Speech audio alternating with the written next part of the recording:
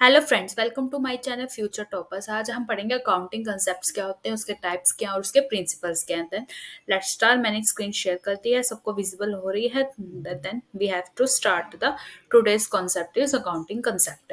What is the accounting concept? First हम ये देखेंगे कि अकाउंटिंग कंसेप्ट होता क्या है।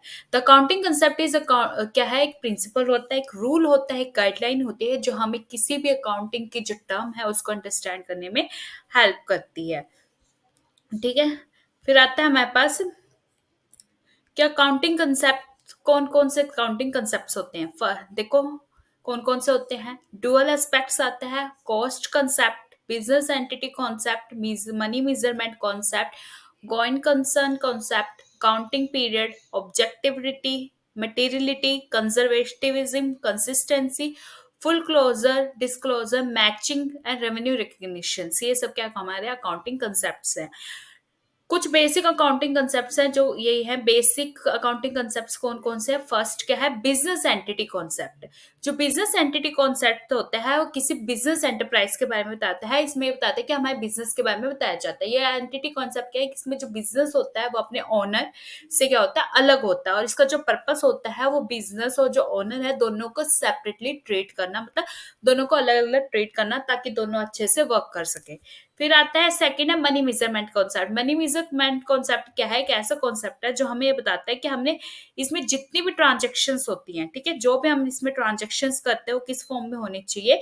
वो मॉनेटरी टर्म्स में होनी चाहिए, कि मनी की फॉर्म में होनी चाहिए। This is a money measurement concept जो मॉनेटरी टर्म में हमें एक्सप्लेन करी जानी चाहिए। इसमें परचेज ऑफ गुड्स भी आ सकता है, रेंट पेमेंट, क्योंकि ये सब मनी की फॉर्म में होते हैं जिससे हमें मनी आ रहा है। नेक्स्ट आता है हमारा गोइंग कंसर्न कंसेप्ट।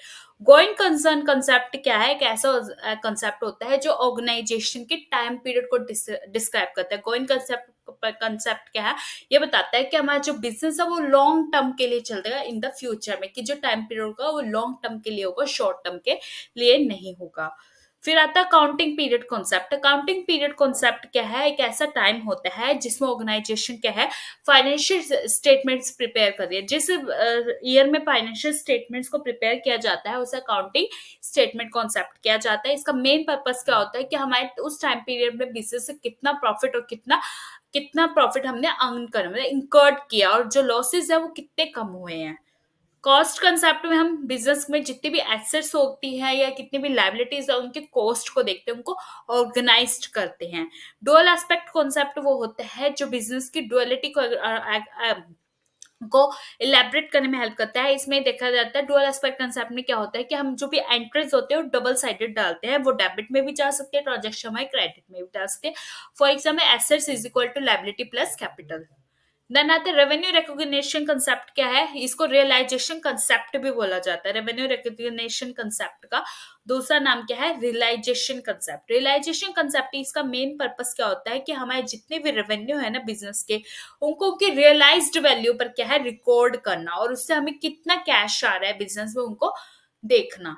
फिर आता है मैचिंग कंसेप्ट। मैचिंग कंसेप्ट क्या है? ऑर्गेनाइजेशन द्वारा क्या है, यूज किया जाता है। इसका मेन पर्पस क्या होता है कि हमारे बिजनेस में जितने भी खर्चे, मतलब जो भी एक्सपेंसेस होते हैं उनको रिकॉग्नाइज करके फाइनेंशियल ईयर में कि उसका क्या हमारे बिजनेस में कितने ज्यादा खर्चे हो रहे हैं और उसका हमारे रेवेन्यू पे कितना इफेक्ट पड़ा है, इसके बारे में पता लगाना। फुल डिस्क्लोजर कंसेप्ट जो है, ऑर्गेनाइजेशन में जितने भी फैक्ट्स होते हैं उसको डिस्क्लोज करना। कंसिस्टेंसी, हमारे बिजनेस की कंसिस्टेंसी इन्फॉर्मेटिविटी को बनाए रखना, उसकी पॉलिसीज और प्रैक्टिसेस को देखना।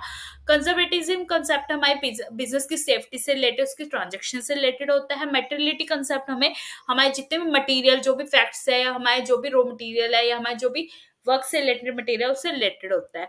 ऑब्जेक्टिविटी कंसेप्ट में हम बिजनेस की ट्रांजेक्शन्स के ऑब्जेक्टिव्स को देखते हैं कि किस ऑब्जेक्टिव से हमारे बिजनेस में ट्रांजेक्शन्स की जा रही है। Then thank you very much guys, आज के लिए इतना ही। आई होप आपको ये क्लास अच्छी लगी हो। उसके बाद हम पढ़ेंगे कि नेक्स्ट क्या है हमारा, जो मैं अकाउंटिंग से रिलेटेड जो हमारा नेक्स्ट चैप्टर उसको हम कवर अप करेंगे। अगर आपको कोई डाउट हो हम कमेंट सेक्शन में बताएं। Okay, thank you very much, bye bye. मेरे चैनल को लाइक, सब्सक्राइब और शेयर करना मत भूलें।